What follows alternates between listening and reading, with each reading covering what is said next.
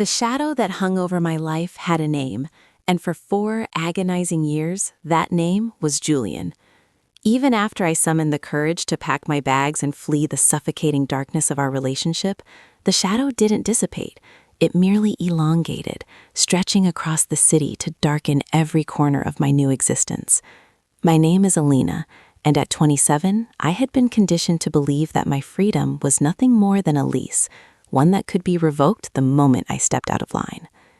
Leaving Julian was supposed to be the end of the nightmare, but in reality, it was just the beginning of a different kind of terror, a silent, watching terror. The rules of my confinement were simple, even after we broke up.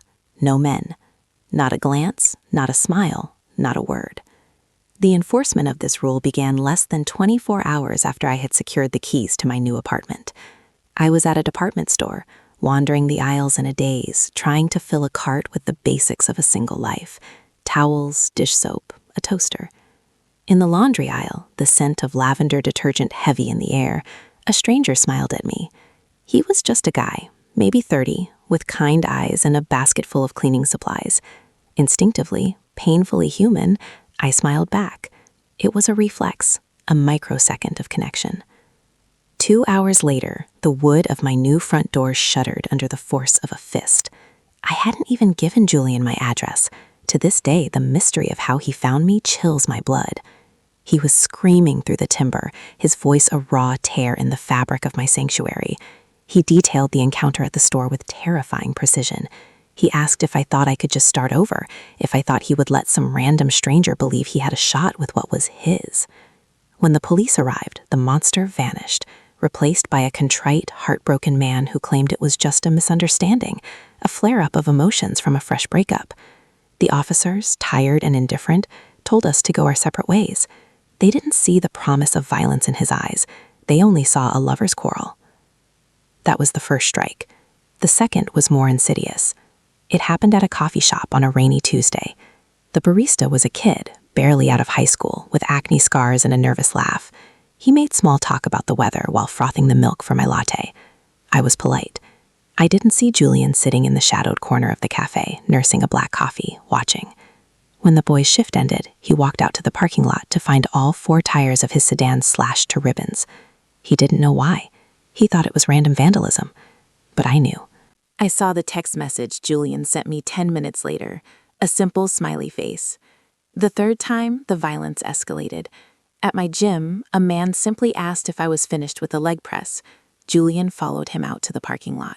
I never saw what happened, but I heard the aftermath. Julian got in his face, threatened his life, and made it clear that I was radioactive. The gym management reviewed the security footage, and while they banned Julian for life, the damage was done. The message was carved into my psyche. I was poison. Anyone who came near me would suffer. For 2 years, I lived as a ghost. I walked with my head down, eyes fixed on the pavement. I wore headphones with no music playing just to avoid conversation. I became invisible because invisibility was the only safety I had.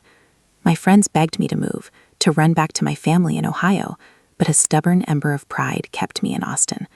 I had a career as a graphic designer, I had my own space, and I refused to let him chase me out of the state. So instead of fleeing the city, I fled from humanity. I was 25 years old, living in a self-imposed solitary confinement. Then came the day the silence broke. It was a Wednesday, humid and thick, when my laptop screen flickered and died in the middle of a massive project due by 5 o'clock. Panic, cold and sharp, seized my chest. I couldn't lose this job. It was the only thing I had left. I frantically searched for a repair shop and found one 2 blocks away. I ran the whole way, clutching the dead machine like a lifeline, sweat sticking my hair to my neck. When I burst into the shop, the bell above the door chimes, announcing my desperation.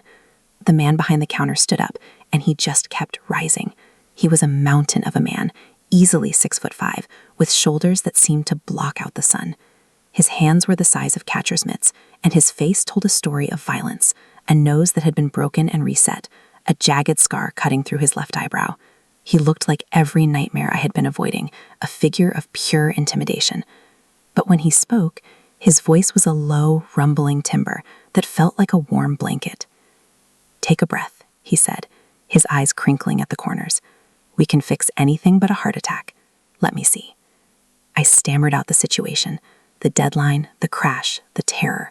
He listened, really listened, not just to the technical issue, but to the panic underneath it. His name tag read Silas. He looked at the machine, then at me. "I can have this up and running in an hour," Silas said. "There's a bakery next door. Go get a tea, sit down, and breathe. I've got you." Every alarm bell in my head was ringing. Don't engage. Don't be friendly. He will get hurt. But I was cornered by necessity. I whispered a thank you and fled. When I returned an hour later, the laptop was humming, the screen bright and alive. When I pulled out my wallet, Silas shook his head. "First-time customer discount," he lied, a crooked grin softening his rugged face. "Just pay for the parts. Labor's on the house." I should have taken the charity and vanished. I should have never looked back. But there was something about his size, something about the way he occupied space that felt different. He didn't loom. He sheltered. "You saved my life today," I said. And for the first time in years, I meant it. "We're here 6 days a week," he said, handing me a card. "If anything else breaks, or if you just need to vent about technology, you know where to find me." I walked out, and the reality of my life crashed back down. Across the street, leaning against a brick wall, was Julian. He was watching. Our eyes locked, and he offered a slow, chilling nod. It was a promise. My stomach dropped through the floor. I hurried to my office, sick with dread, waiting for the news that the repair shop had been torched or that Silas had been jumped. That night, unable to sleep, I drove past the shop. The lights were on. I saw Silas inside, working. He was unharmed. I parked down the block, watching, waiting for Julian to strike. But the night remained quiet. Silas locked up at 7, climbed into a massive pickup truck, and drove off. The next day, I checked the shop's social media for reports of vandalism. Nothing. I walked past at lunch. Silas was there, laughing with a customer. He saw me through the glass and waved. My heart hammered against my ribs, but I waved back. 3 days passed. Then a week. The silence was deafening. Julian didn't show up at my apartment. Silas's tires weren't slashed. The natural order of my tormented world had been disrupted, and it didn't make sense. Curiosity began to outweigh fear. On Saturday, I went to the downtown farmers market, a place I had avoided for years because it was one of Julian's favorite hunting grounds. I was inspecting a crate of heirloom tomatoes when a shadow fell over me. I flinched, spinning around, ready to run. It was Silas. He was wearing a tank top, and the sight of him was breathtaking. His arms were corded with muscle, not the puffy vanity muscles of a gym rat, but the dense, functional steel of a man who used his body as a weapon. Scars traced maps across his skin. "Elena?" he asked, surprised. "I didn't take you for a farmer's market type." I used to be," I managed, my voice trembling. "The lady 2 stalls down makes breakfast burritos that will change your religion," he said, his smile easy and open. "Let me buy you one. Call it interest on the labor I didn't charge you for." I hesitated. This was the danger zone. This was where people got hurt.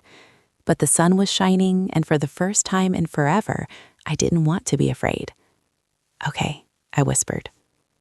We sat under a sprawling oak tree, eating and talking. The conversation flowed like water.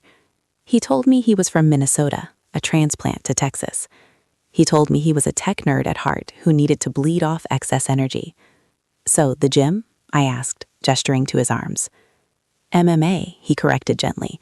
"Mixed martial arts. I fight semi-professionally. 12 fights, 9 wins." The revelation tightened my chest. "You're a fighter?" He paused, a piece of tortilla halfway to his mouth. "I know what you're thinking, violent meathead, but it's not like that. Fighting is about control. It's about discipline. When you know exactly how much damage you can do, you become the most careful person in the room. You walk softer because you know the weight of your steps." We talked for 2 hours. He was funny, intelligent, and possessed a gravitational pull of safety I had never experienced. When we stood to leave, he asked for my number. My survival instinct screamed no, but my heart, starving and lonely, whispered yes. I gave it to him. Later that evening, my phone buzzed. "Thanks for today. The burrito was good. The company was better. Dinner sometime? I stared at the screen. I couldn't do this to him. I couldn't let him walk into the buzzsaw blind. I typed back, I need to tell you something first. I poured it all out. The text message was a novel of trauma. I told him about Julian, the stalking, the slashed tires, the threats, the reason I had been single and silent for 2 years. I hit send and waited for the inevitable ghosting. No sane man would sign up for this baggage. His reply came 2 minutes later. I'm sorry you went through that. It sounds like a nightmare. But here is the reality, Elena. I am not afraid of your ex, and I would very much like to take you to dinner. We went to a quiet Italian place. I spent the first 20 minutes scanning the room, checking exits, watching reflections in the window. Silas reached across the table and touched my hand, just a light grounding pressure. He's not here, Silas said softly, and if he was, it wouldn't matter. We started dating. It was a slow, cautious blossoming. Silas was a study in patience.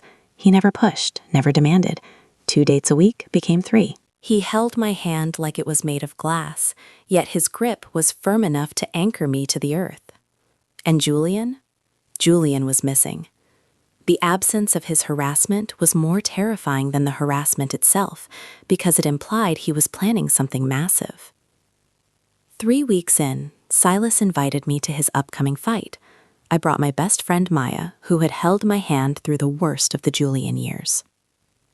I can't believe you're here, Maya whispered as we took our seats in the humid, noisy arena. And I can't believe you're dating a cage fighter. Is this safe? Look at me, I said. I'm not looking over my shoulder. The fight was a revelation. It was violent, yes, but there was a chess match happening in the blood and sweat. Silas was efficient, a predator who moved with calculated grace. In the second round, he slipped a punch and delivered a counterstrike that dropped his opponent to the canvas. The crowd erupted. I found myself screaming, swept up in the raw energy of victory. Backstage, Silas was sitting on a metal table, getting his hands untaped. His face was swollen, a cut leaking blood over his eye. But when he saw me, his grin split his face. You showed up, he rasped. Of course I did. He pulled me in, sweat and all, and kissed me. It was our first real kiss, tasting of adrenaline and iron, and it felt like a seal breaking. Later, at the after-party, he introduced me to his team as his girlfriend. The word felt foreign, heavy with risk, yet exhilarating. When the night wound down, we sat in the cab of his truck, the engine idling. The euphoria of the win was fading into a quiet intimacy. I have a confession, Silas said, the levity draining from his voice. My heart stopped. Here it is. He's leaving. Your ex, Silas said. He came to the shop. The air left the cabin. What? About 2 weeks ago, before we started really dating, he waited until the shop was empty, came in, and tried to run his standard script. Told me you were damaged goods, told me to stay away, hinted that accidents happen. I felt the tears pricking my eyes. Silas, I'm so sorry. I should have... Stop, he said, his voice hard but not at me. Let me finish. I let him talk. I let him say his piece. And then I locked the front door, flipped the sign to closed, and I had a conversation with him. What did you do? I whispered, terrified. I didn't touch him, Silas said. I didn't have to. I told him my record. I told him exactly what I do for a living. And I told him that if he ever came near you, contacted you, or looked in your direction again, I wouldn't call the police. I told him I would hunt him down and I would dismantle him. I made him look me in the eye and understand that I am a violence he is not equipped to handle. I stared at him, my mouth agape. And he just left? He tried to posture for a second, then he looked at my hands, and he looked at the door, and he realized he was the prey. He ran, Elena. He's not a monster. He's a bully, and bullies crumble when they hit a wall that doesn't move. Silas reached out and cupped my face. You have spent years protecting everyone from him. You don't have to protect me. I can take care of myself, and I want to take care of you. That was the turning point. 4 months passed, and Julian was a ghost. We moved in together, finding a small house with a fenced yard. The landlord, an elderly woman, loved Silas instantly, calling him a sequoia of a man. Living with Silas was an education in peace. We had our first fight over something trivial. He forgot to text me he'd be late coming back from the gym. The old panic flared. I snapped at him, expecting the silent treatment or the gaslighting that Julian used to deploy. Instead, Silas just stopped, looked at me and said, "You're right, I should have called. I'm sorry I made you worry." I broke down crying in the kitchen. He held me while I sobbed, explaining that I didn't know how to handle conflict that didn't end in war.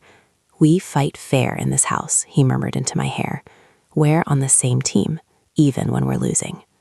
But trauma isn't a linear journey. 5 months in, we were at a dinner with his gym friends. A new girl, the partner of one of his sparring partners, started telling a story about her controlling ex. She had dark hair like mine, and her voice trembled in a way that triggered a frequency in my brain. The walls of the restaurant started to close in. The laughter of the men at the table sounded like threats. I couldn't breathe. I bolted to the bathroom, locking myself in a stall, spiraling into a full-blown panic attack. I was convinced Julian was outside the door. Maya found me first, sitting on the cold tile, gasping for air. Then Silas was there. He didn't care about the women's restroom sign. He came in, scooped me up, and simply said, "We're going home." That night, he suggested I go back to therapy. I found a specialist, Dr. Chen, ironically sharing Silas's last name, who helped me understand that I wasn't broken, just injured. "You survived," she told me. "Now you have to learn how to live." Recovery came in waves. One afternoon, I was at the grocery store alone, a milestone in itself, when I turned to the corner of the frozen aisle and saw him. Julian. He froze, a box of pizza in his hand. He looked at me. Then he looked around wildly, as if expecting Silas to materialize from the mist of the freezers. The fear in his eyes was undeniable. He abandoned his cart and walked briskly in the opposite direction. I stood there, surrounded by frozen peas and ice cream, and a bubble of laughter rose in my throat. It wasn't hysterical, it was victorious. He wasn't afraid of me, but he was terrified of the force that stood beside me.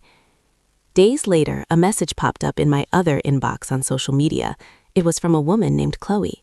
"I heard you used to date Julian," it read. "I've been seeing him for 3 months and things are getting weird. Can we talk?" The cycle was restarting. My blood ran cold. I showed Silas. "What do I do?" "You meet her," he said. "You give her the warnings you never got."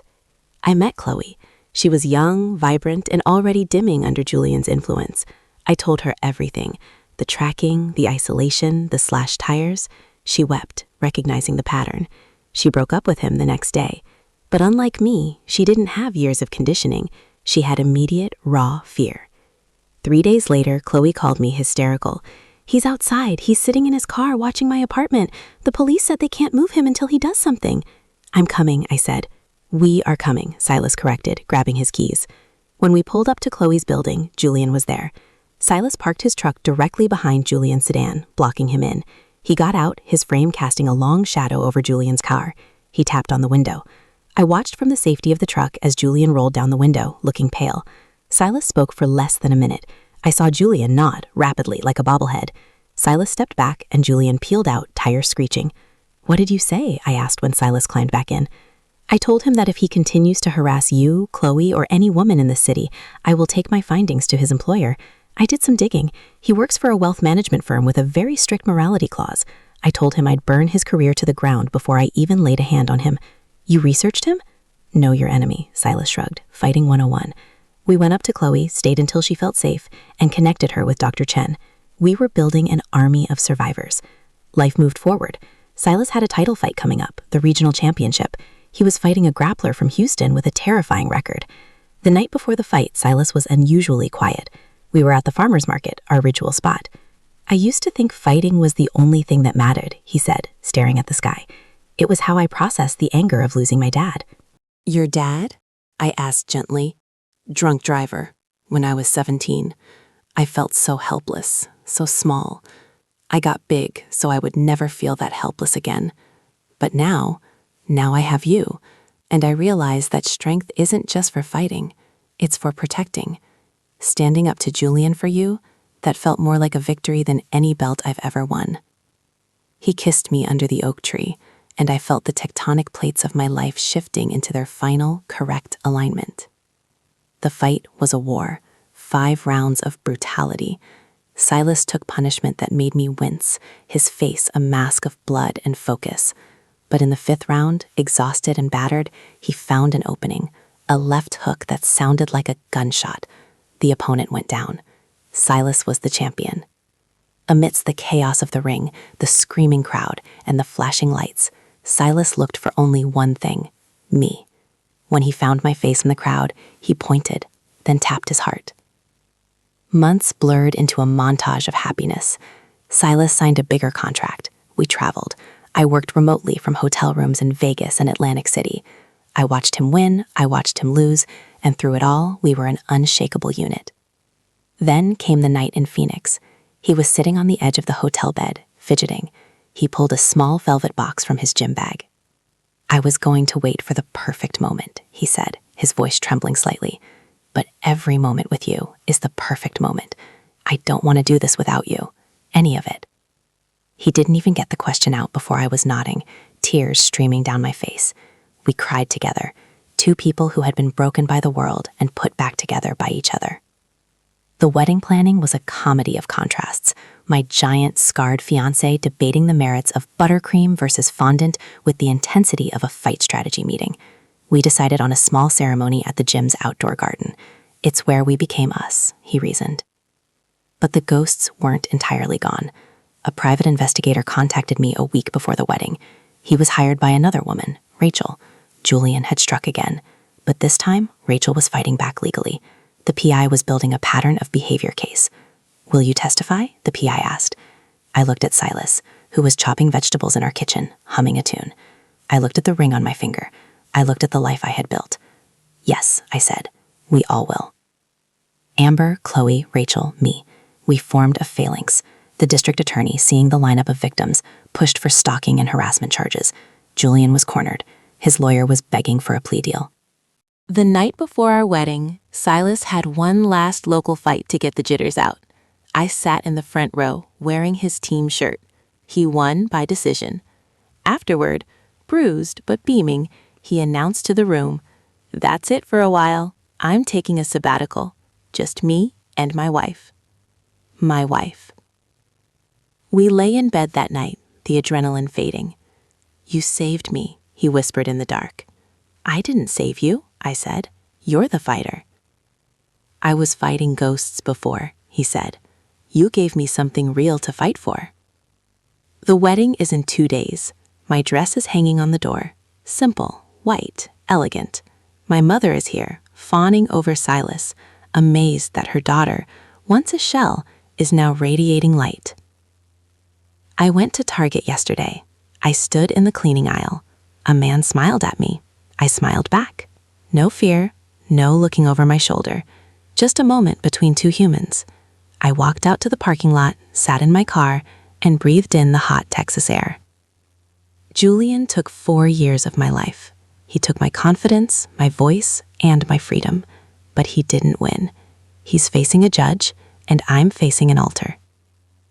This isn't a story about a damsel in distress being rescued by a knight. It's a story about a woman who was buried alive and the man who handed her a shovel. It's about realizing that you don't have to be strong alone. If you are reading this and you are in the shadows, waiting for the other shoe to drop, know this: the light is out there.